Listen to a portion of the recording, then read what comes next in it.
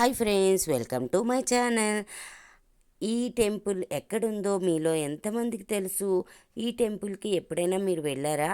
ఈ టెంపుల్ చాలా ప్రాచీనమైన గుడి. దీనికి ఒక ప్రత్యేకత ఉంది. సప్త ఋషులచే నిర్మించబడిన గుడి. ఈ సప్త ఋషులు 7 నుయ్యిల్ని ఏర్పాటు చేసుకొని ఒక్కొక్క నుయ్యికి ఒక్కొక్క రుచి కలిగి ఉంటుందన్నమాట. అయితే శివయ్య ఉన్న ప్రదేశంలో కూడా నుయ్యి ఉంది అని చెప్తారు పంతులు గారు.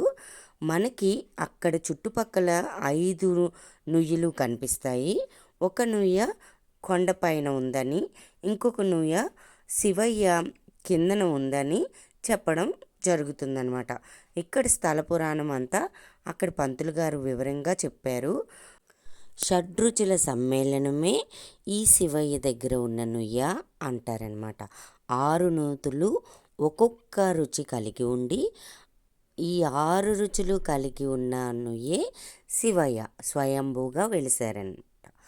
ఇక్కడ ఈ టెంపుల్కి వెళ్ళడానికి వెహికల్స్ అన్నీ అందుబాటులో ఉంటాయి. ఎంతో ప్రశాంతత కలిగిన వాతావరణం, చాలా ఆహ్లాదంగా కనిపించే ప్రదేశం. చుట్టుపక్కల ఆంజనేయ స్వామి, లక్ష్మీ నరసింహస్వామి, అయ్యప్ప స్వామి, కాలభైరవ, సాయిబాబా, మిగతా అన్ని దేవతలు కలిసి అక్కడ ఉన్నట్టే ఉంటారు. చాలా బాగుంటుంది టెంపుల్. శివరాత్రి రోజు మేము ఈ గుడి దర్శించుకోవడం జరిగింది.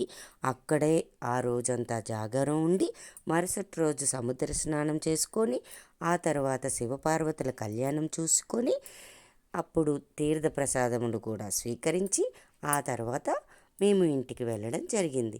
శివపార్వతుల ఆశీర్వాదం మనందరిపై ఉండాలని మనస్ఫూర్తిగా కోరుకుంటూ అందరికీ మహాశివరాత్రి శుభాకాంక్షలు.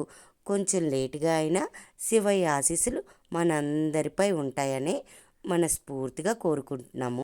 Okay friends, bye. మీరు కూడా ఈ శివపార్వతుల కళ్యాణం చూసి ఆనందించండి, తరించండి. వీలుంటే వెళ్ళడానికి ప్రయత్నం చేయండి.